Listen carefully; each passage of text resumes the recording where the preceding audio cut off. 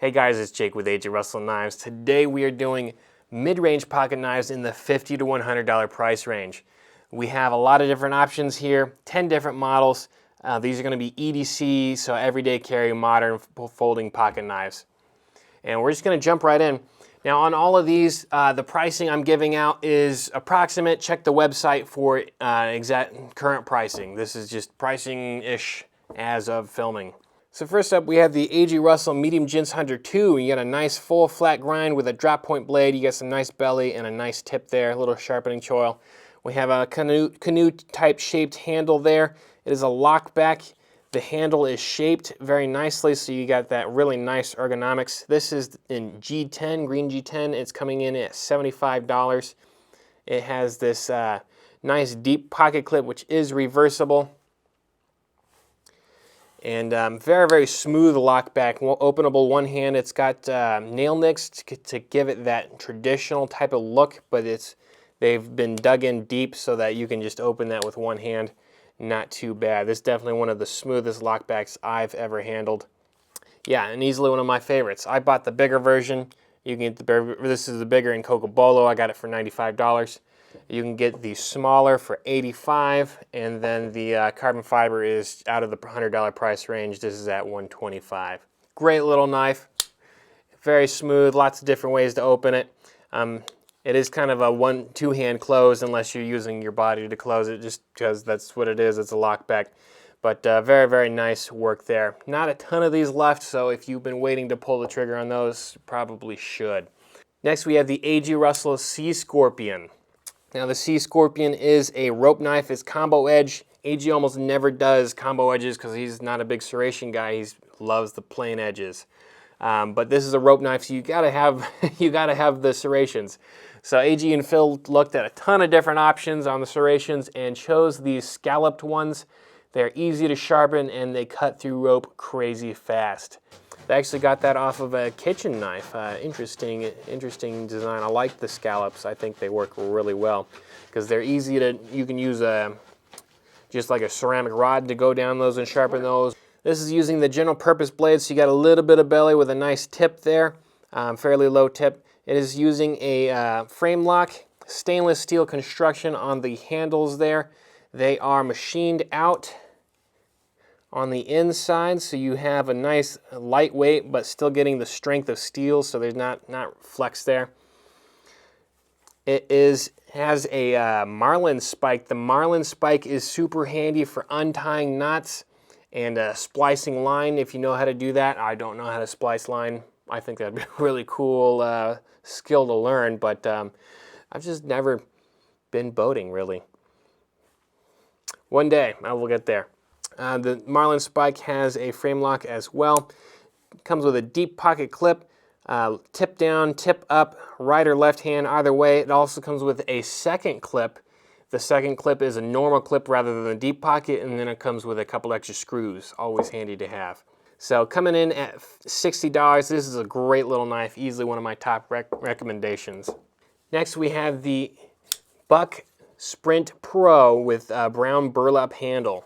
I really like this handle. It's got a little bit of texture to it. So it's not completely, it's not polished micarta. You know, as you know, micarta gets a little bit grippier as it's wet. So I really like the look of this. It's got a nice golden mustard yellow backspacer there. The blade is a saber hollow grind. So you got that nice hollow grind with that sharp edge, nice tip, a little bit of swedge there. Interesting jimping on the back there, got some waves. It's got kind of a dip there just to set your thumb into that depression there. And pretty comfortable actually. Ball bearings in the pivot, it is a flipper, liner lock, super smooth deployment, drops shut, I like that. Deep pocket clip, it is not a reversible clip unfortunately. And it's open construction for the most part, easy to clean out. S30V, USA made, $99, solid pick. Very impressed by Buck there.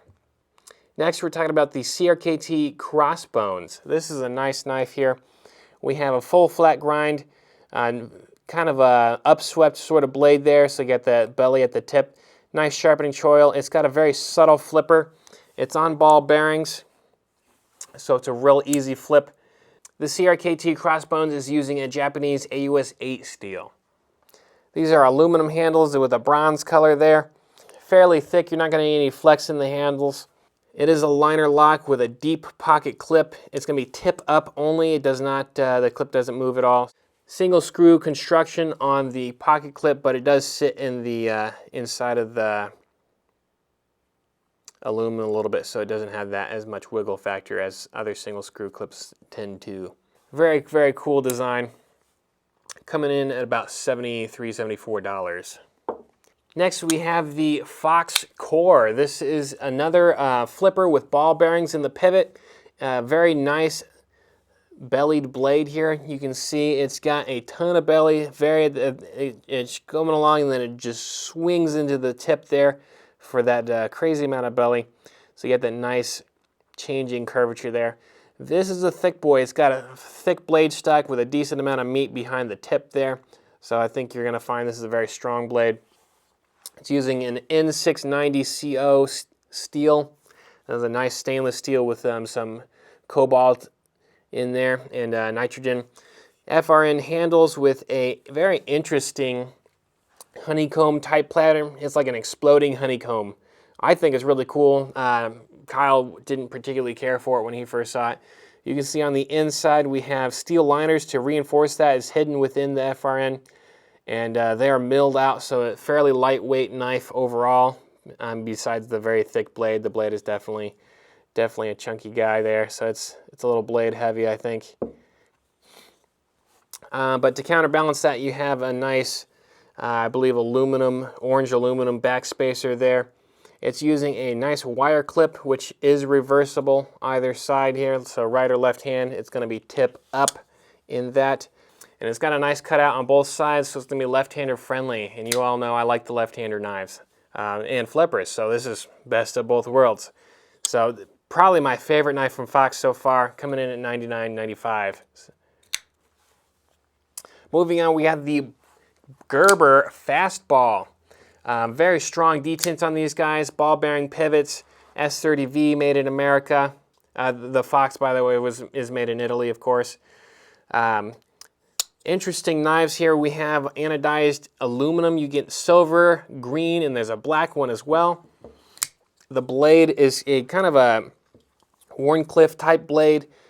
Just a little bit of belly in there to get you that little changing angle. We have a relatively reinforced tip, but nothing crazy reinforced, but you know, it's not going to be crazy thin either. So I think it's a good best of both worlds there. Saber grind, flat saber grind. S30V, made in America. Gerber's doing an interesting job. It is going to be tip up carry, right or left hand. You can flip that with also has a lanyard hole.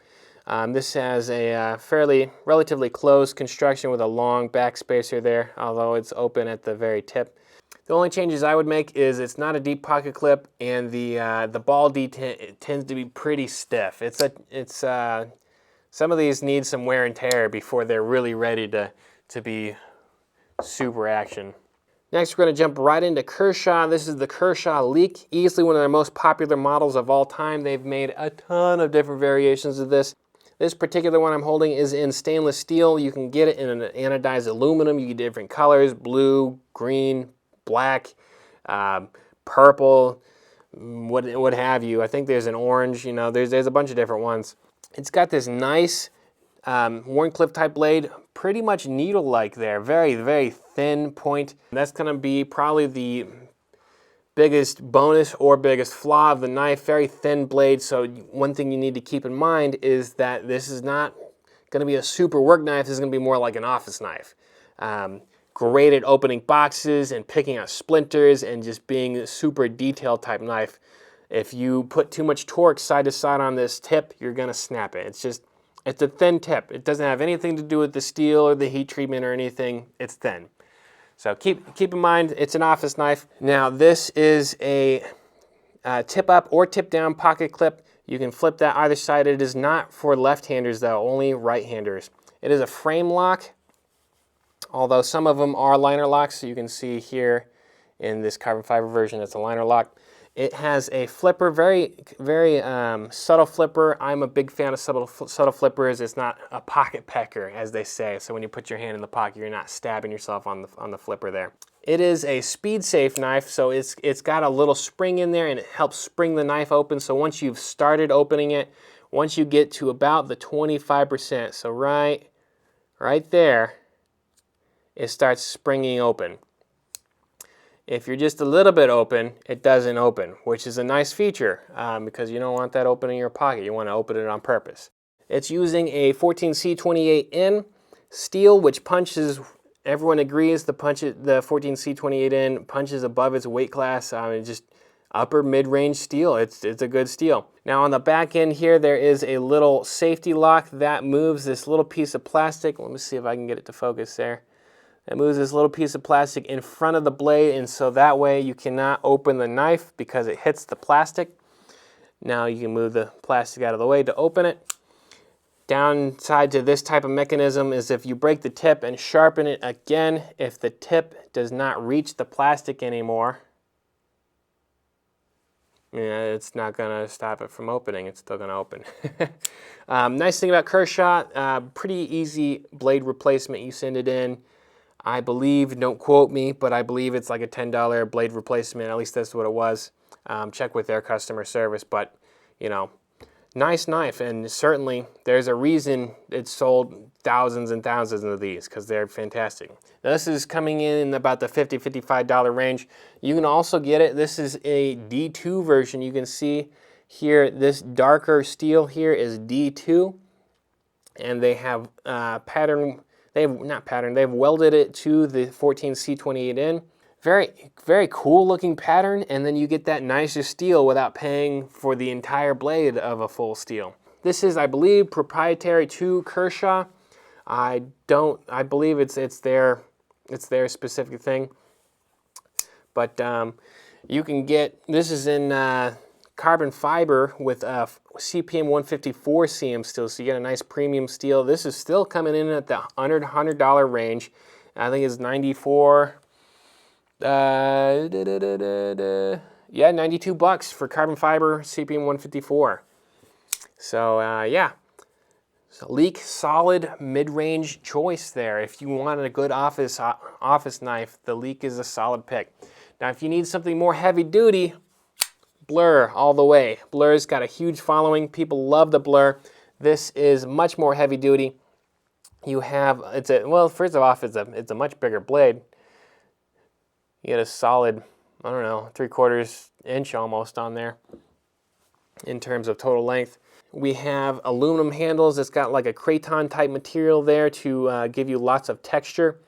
Nice little handle, or a nice little finger choil area here to keep your hand from sliding forward. It's an interesting blade. You have this hollow grind recurve blade. You can see as the light travels along the edge there, it's recurving the whole way, and that gives you a really nice changing angle. So as you're slicing through something, the angle is constantly changing through the slice, which helps with the cutting action. So recurve, really nice. Downside of recurve, it's a little bit trickier to sharpen. But if you have rods, so say like the A.G. Russell ceramic rods, recurve super easy to sharpen, no problems. So you got a nice solid tip there. You got some reinforcements at the tip. It is going to be a tip up or tip down pocket clip. It's not deep pocket.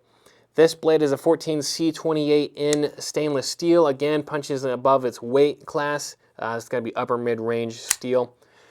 This one's coming in at about 70. Liner lock. It is, again, it's that speed safe. Another interesting feature that I like about it, it's got that tilted thumb stud. I really like the tilted thumb stud because it tells people how to place your thumb. Because a lot of people, they want to push the thumb stud out. But actually what you want to do is, as you see it's angled here, you want to push it up. That's the way you want it to push it. So you're pushing that up. And that's going to be the best way to deploy it. Another thing I really like about Kershaw Speed Safe is it's fairly easy to do it one-handed. So you can see this first section of closing, there is no spring on it. It's only in the middle. So you start the opening process, close it a little bit, move your thumb out of the way, bring the thumb back, and close it all the way. Easy to do one-handed, at least if you have long enough thumbs, which I do. I'm sorry if you have short thumbs. I do know I have a couple friends with short thumbs, and that sucks. Next, we have the Spyderco Delica. Again, another classic, tons of variations, different blade shapes, different steels. This is a standard version in black, full flat grind with Japanese VG10 steel. Relatively thin blade stock with this nice leaf-shaped blade. They're using a 20, I believe they say it's a 20-degree angle on the blade there. I personally am a 15-degree blade guy, but you know, tomato, tomato, it's still a knife, it still cuts. Super smooth. You know, just that different philosophy there. In their defense, VG10 is a little bit chippy compared to some other steels, so 20 degrees may be the best way. I don't know. I love the FRN handles. A lot of people say FRN, oh, it's a cheap knife. I like well done FRN, and you cannot deny that Spyderco does a really good job. Fantastic molds. There's never like crazy mold lines or sharp bits. It's always super well done, super well machined, nice and smooth. You have that texture, so it's textured so it doesn't slip out of your hands, but it doesn't eat your pocket. You can see this logo there right in the middle there. That is where the pocket clip connects to the handle. So as you are sliding that in and out of your pants, you're actually sliding on the smooth section, that smooth section of the handle, which is awesome. I mean, that way you're not tearing up your pants, but you still have the grip on the other sections of the knife. Really handy, interesting blade. You have this leaf shape with a thumb, this kind of a thumb rest right there, which I always thought was neat. Don't get me wrong, Spydercos are ugly as sin. They're just not pretty. But darn if they aren't super freaking practical. You got a nice big thumb hole, so if you're wearing gloves, super easy to open. You can close it one-handed with a little bit of trick. It is a mid-lock. Press down on the mid-lock. Move your your index finger up. So the idea is this unsharpened section contacts that first finger there. Once you've started closing it, then you get your fingers out of the way and you bring it back down with your thumb. This is a super smooth, this is like right out of the box. I didn't oil this or anything, and it's a fairly smooth for a lockback, I gotta say. Good action on that. Another nice thing about the handles, it is tip up, tip down, right or left-handed, so all four positions on the pocket clip. That's really nice. Now this is coming in at about $88. You can get these all the way up with a super steel, like a $130 for a ZDP 189 super steel. And for knife number 10, we have the Spyderco Para-Miltary 3 lightweight coming in at $91. Check pricing, check website for current pricing. Again, you have that nice leaf-shaped blade, full flat grind. Love the full flat. You get the thumb ramp. This one adds in a finger choil, so you can actually choke up a little bit more. Now you're giving up a little bit of blade for that, but it is adding to the length of the handle in exchange. So kind of a trade there. But you get that nice choke bit, so you can just do your cuts with nice precision there. A nice, very, very detailed tip. With you start with a thick stock, and it really narrows down fairly fast to this nice narrow blade. Fairly thin behind the edge once it gets there. So really well done on this blade. It's using a, as you can see, a CTS BD1N. That nitrogen really adds to the steel, this steel, and it improves the steel significantly compared to a regular BD1. This is a compression lock, so you push this tab over to the side to unlock it. Once you've really worked this blade in, it will drop shut. This is a brand new knife though, so it's not drop shutting. It will get there. I've actually worked in 2 or 3 of these now to the point where it'll drop shut. And I've even pulled a couple out of the box that were just drop shut straight out of the box. So if you like drop shut, this knife will do it. This is a nice wire clip here. It is reversible. It's going to be tip up only, but right or left hand, super lightweight. Again, you have that nice FRN texture there. And yeah, that's gonna be a solid knife there. That's gonna wrap it up for these mid-range knives in the $50 to $100 range. If there is something you think we should really make this kind of top 10 list, you let me know in the comments. My parameters were $50 to $100 and currently available. So let me know what's your favorite $50 to $100 knife. Let me know in the comments. And check out Kyle's video. He's going to do premium knives, $100 to $300 or something like that. As always, guys, stay safe, stay sharp, and have a good one.